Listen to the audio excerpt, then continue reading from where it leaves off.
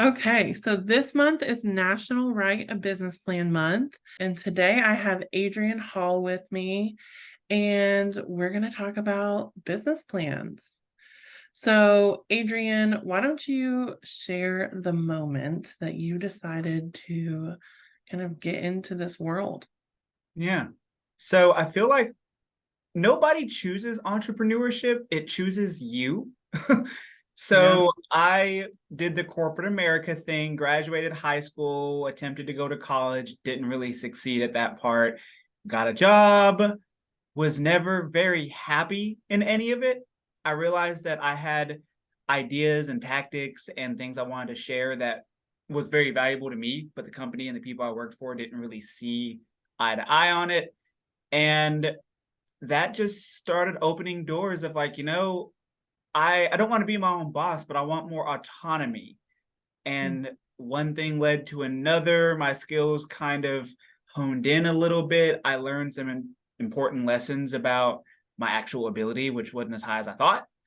And that put me in the world of entrepreneurship, where present day I run a mortgage team. I have a secret little side business I don't talk about much. I have rental properties, all of which I self-manage, and here I am. So, what was the first step you took Mhm. to like move into the world of entrepreneurship? Very first step was to save money and then put more money aside than you thought you needed. Mm-hmm. It takes money to make money. And if you are transitioning from a salary W-2 hourly type position to something where you are relying on yourself and your ability to produce and perform, you're going to have some downtime. You're going to have ramp up, startup costs, things like that. So the first thing I did, which actually was before I even recognized this is the path I was going, was I saved up money. I tried to eliminate expenses around the house, paid off debt, put money in savings, build a rainy day fund so that when I later on got fired from the job I was doing and said, you know what, if there's ever a time to go out on my own, it's now. Having something to fall back on to keep a roof over my head while I got started and got my first paycheck, that was the most important first step. A great point. I don't think people really think about having a financial backup plan. They're just like, they just jump into it. So, okay, what's one mistake that you made that if you started all over today, you would change? One mistake, if I could go back in time and do it again, would be to not take things so personal. Mm, When I first got started, every sale I didn't make, every appointment, every client, every anything that drove my mission, the thing I'm passionate about, if I didn't nail it the way I should have, or I didn't get the response, or I didn't get the account, I took it as almost a reflection of myself. I did something wrong. I messed this up. I fumbled the ball. I took too much responsibility. And mm, even with my first hires, when I reached the point that I could start bringing on additional people to help grow, I had to recognize that this is my baby. It's always going to be my show, and nobody is going to love it and care for it the way that you do. But yeah. if they can do 70% of what you expect, they're hitting the mark.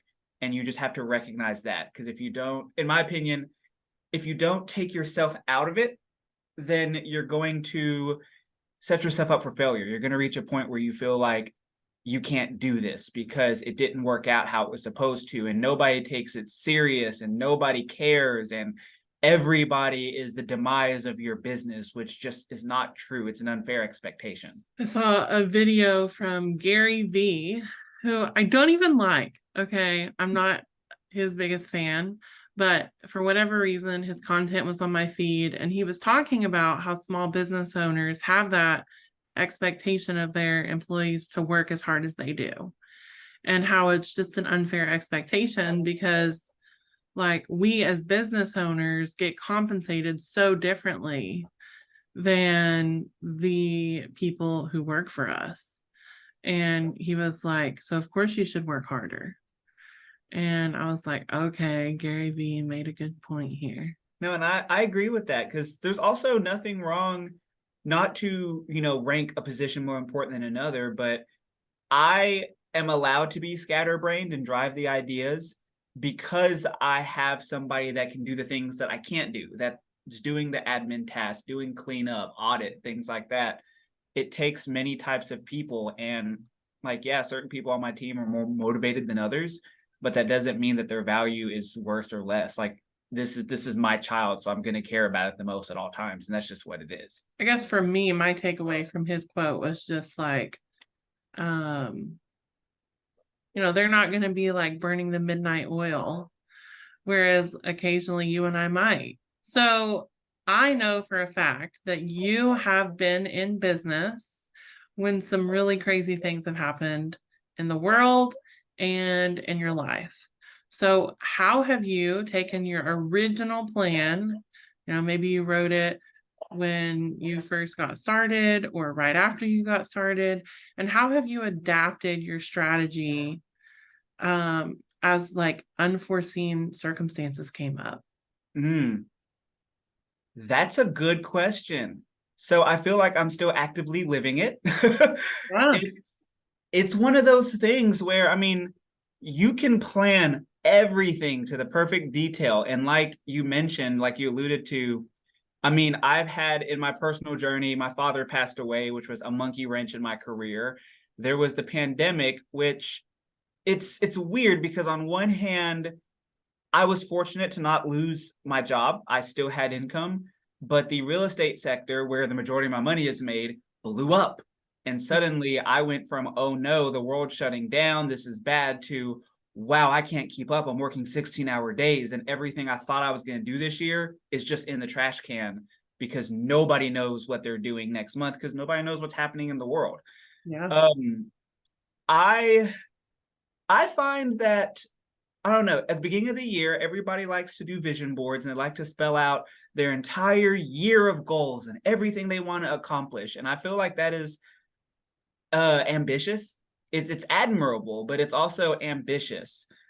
Prior to those events happening in my life, I was the same way. And after that, I changed to about every 60 days. I Okay. know my big vision, this is going to take time to build up towards. And so by the end of this year, by the end of next quarter, I want to be there.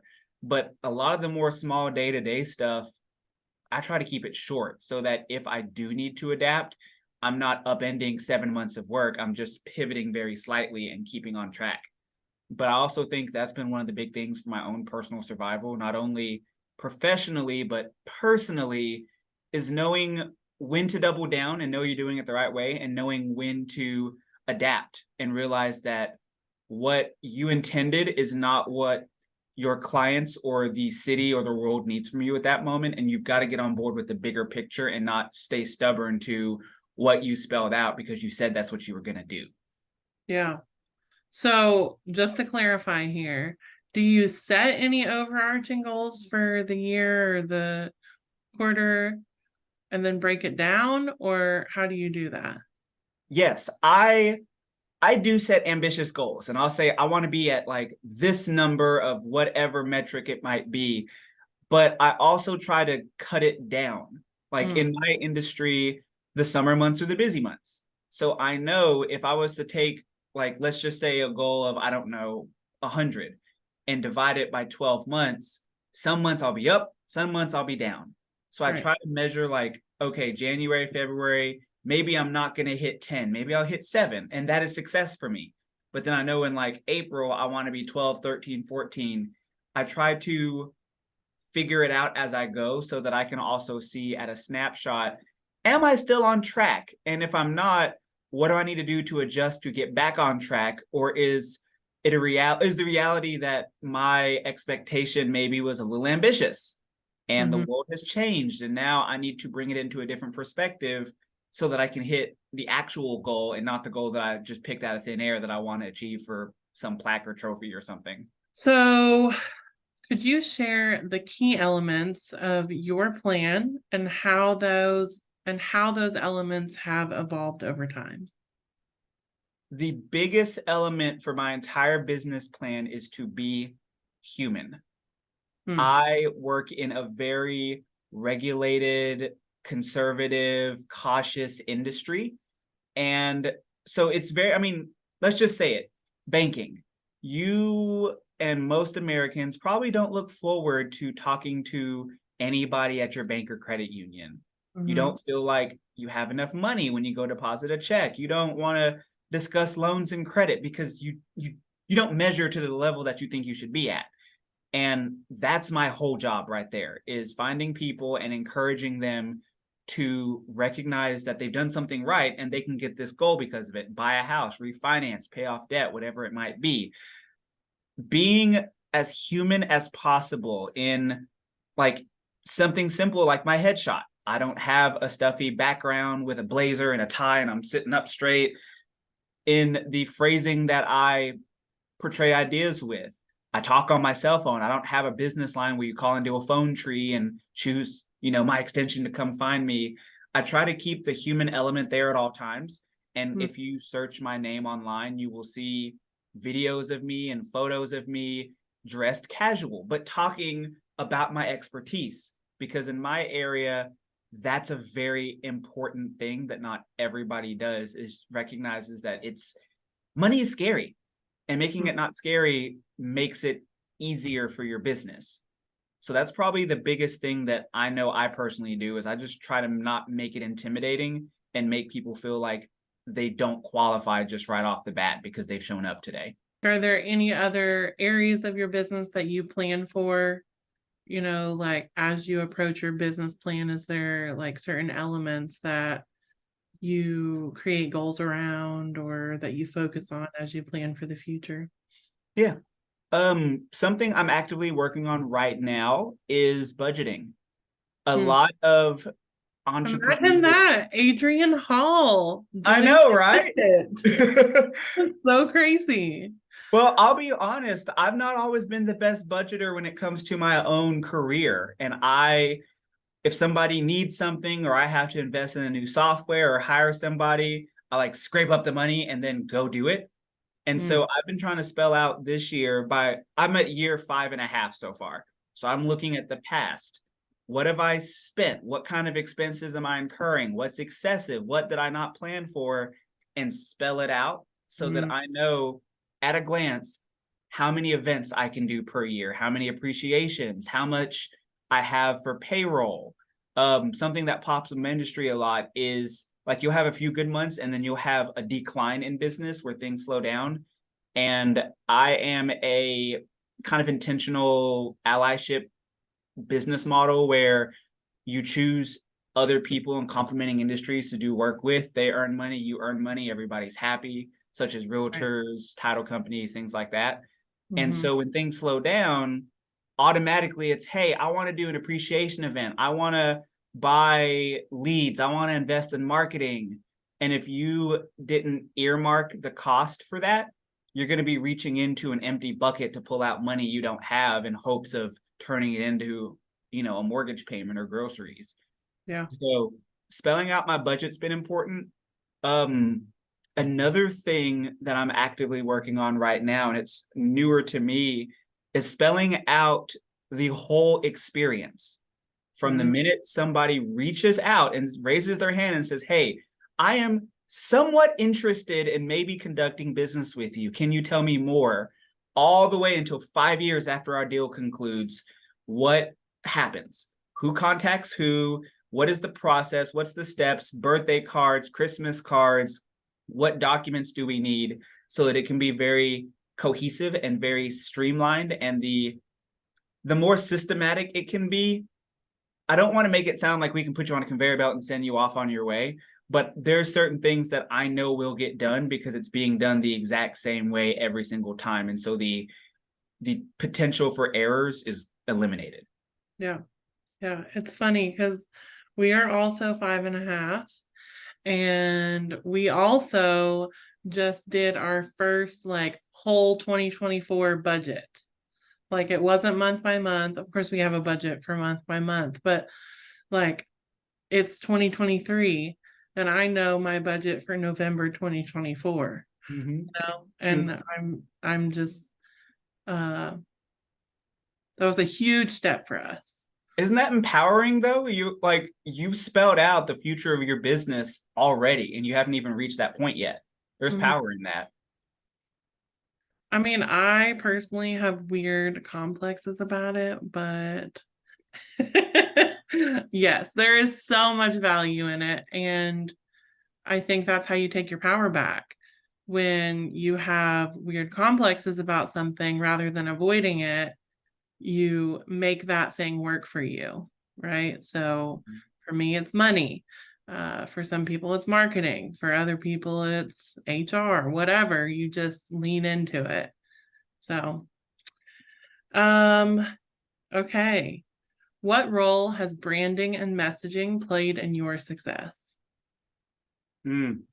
Branding and messaging has played 100% into my success.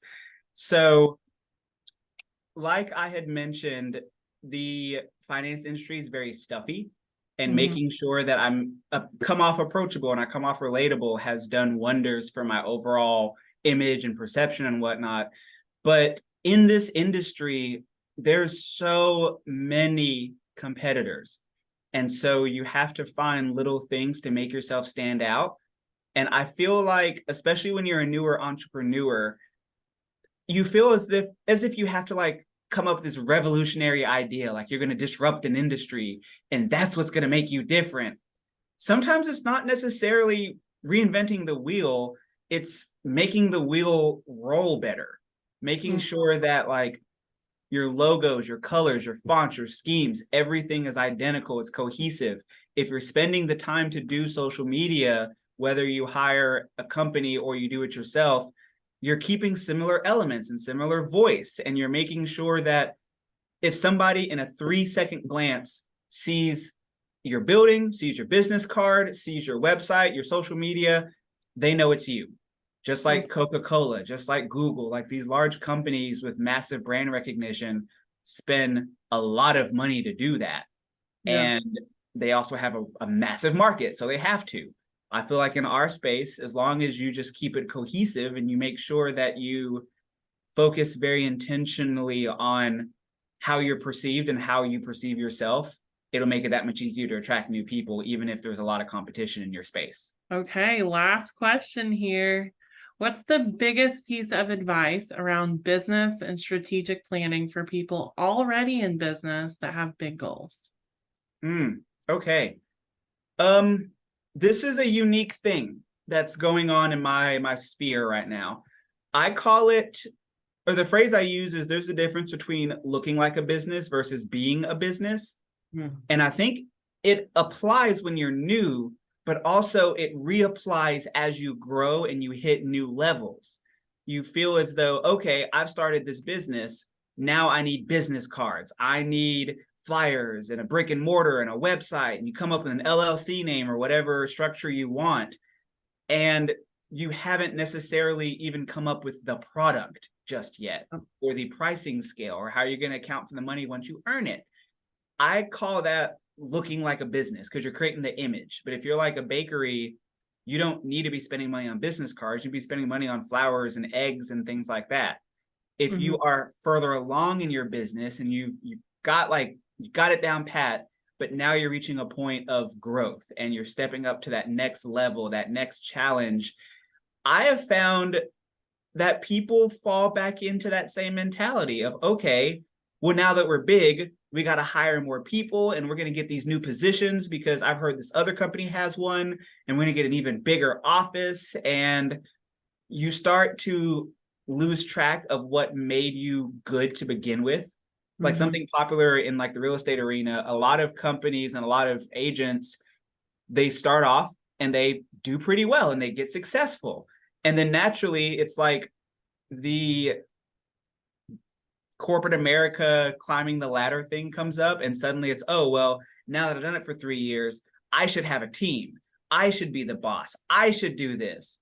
And if that's not what you enjoy, you're going to fail. But often you are reinventing a side of your business without the self awareness that you have to succeed because you already have in your head. Right. So that's one of the biggest things that I know I put my eye on, is especially as I'm starting to reach different heights. Am I doing it because it's the right thing for me and my team and my vision? Or am I doing it because the similar company I follow on Instagram or my competitor in the town looks like they're doing that, so I should be doing that too if I want to be like them? That's a Right. question I ask myself all the time. Yeah. I was teaching a class recently, and we were talking about that. We were talking about how, like, are you doing this because this is best practices and this makes sense for your strategy? Or are you doing this because your competitor is doing it? Or because an influencer on social media told you you should?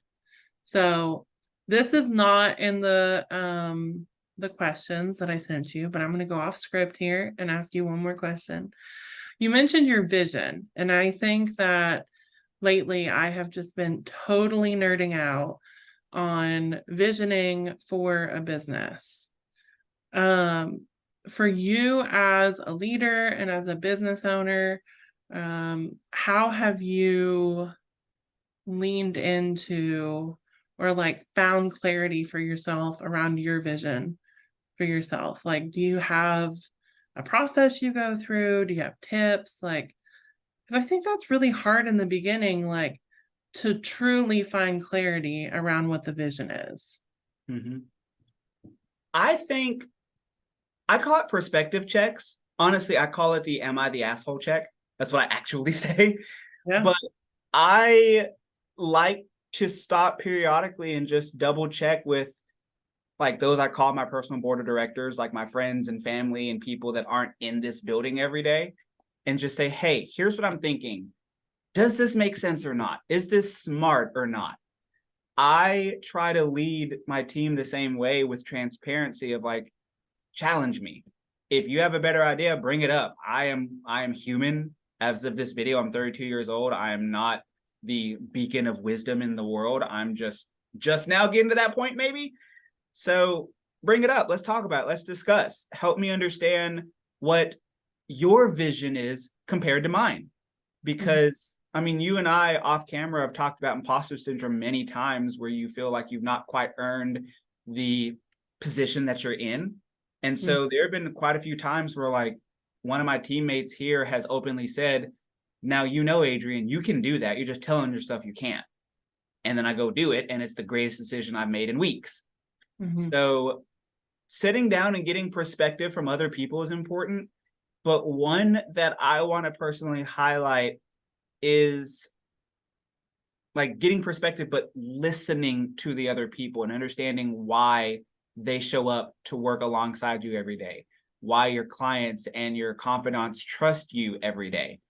For me, in like the beginning of this video, we kind of mentioned entrepreneurship. It is your baby, your goal. You want this to be successful. And not that other people in your office don't, but I know for me, I got here because there was one particular day at a prior job, and it was Christmas Eve, and it was slow, and we all knew there was nothing going on. But every time management stood up, we had to like type away on the computer and act like we were busy. And I Mhm. told myself I will never do that again. It's unproductive. It's a waste of time. This is pointless for everybody involved. And so I try to remind myself that when I talk to my team also, of now I'm the boss that's standing up. And if it's slow that day, allow it to be slow. Don't set the standard on how I got to start business, but then create the exact same problems that I encountered that encouraged me to get here. Make it a little bit better. And that's part of my vision. Is maybe I'll make a lot of money, maybe I won't, but hopefully everybody I impact, including those that put their livelihood on these walls every day, feels good and confident and assured that this is where they want to be and that they spent their time well here. Yeah. Was there anything that helped you get to the point where you were able to, because obviously that's something you're passionate about. But how did you get to the point where you realized that was your vision? Was it Hmm. just something you knew, or, was it just time, or was there some experience that helped you put that into words? I think it was it was an accumulation of a couple of years. I didn't start with this vision for how I want everything to run. That's just what formed, but it formed from the life lessons that came along the way, like time off. One of the important stories, and hope I don't go run too long, but No, one of you're the important moments in my career, I was a year in. It was the day that I hit a goal that I've been trying to hit every single month for a year and a half. The day I hit it, I was walking into that office to go to their closing, to give them the gift and say congratulations, and also pat myself on the back quietly.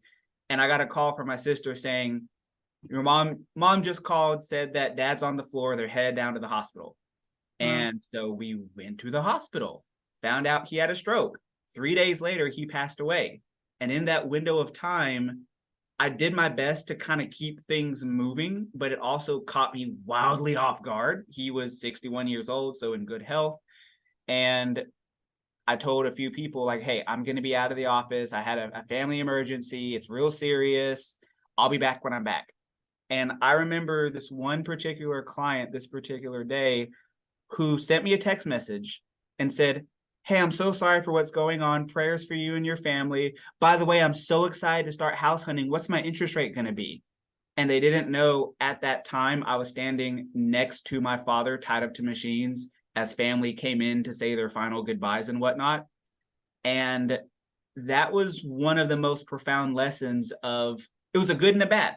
It was a good of, you have a support system that could help you navigate some of these things. You weren't totally left alone. You didn't feel like you had to walk out of that room and go work. But at the same time, you didn't create the boundaries to allow life to come in. And it doesn't have to be death. It could be marriage. It could be vacations. It could be a mental health day. But just allowing yourself to be human and not be labeled by your job title at all times has been one of the biggest things I've done for my whole career. And I have grown larger and done more deals and done more business because I set up more boundaries, and I encourage my team to do the same. So that was probably the catalyst. There have been other things that have helped me fine tune the vision as I've gone along, a lot of learning and relearning, but that was the light switch of, okay, we know in life you're going to be here again. People, like, life's going to happen.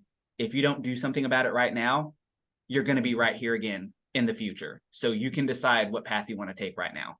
Yeah. For me, my dad recently had a stroke, and he was in the hospital essentially unconscious for almost a month. Mm-hmm. And that first week, like, we didn't know if he was going to make it. He had emergency brain surgery and he was on a ventilator, just very scary time. And, this has just been in like the last 2 months for me. And this was so unexpected. And I had no time to plan for it, just like, your experience that you were sharing with your dad. And I ended up taking a full week off. And I came back to work and my team had taken care of everything. Everybody was still okay. Nothing was on fire. I checked in to work a couple of times and they were like, hey, we've got this. Mm-hmm. And I've never experienced that before. Like, I've been an entrepreneur since I was 21, and 23. And so for 7 years now, I've been an entrepreneur, and every single major life event that happened between 23 and 30 was, okay, but I'm going to manage work too. Okay, but I'm going to split my attention. Okay, but. And like, finally, I have built a business that let me say, okay, I'm going to be here and I'm going to be present. And so I think because I just got tired of saying, okay, but, my vision changed too.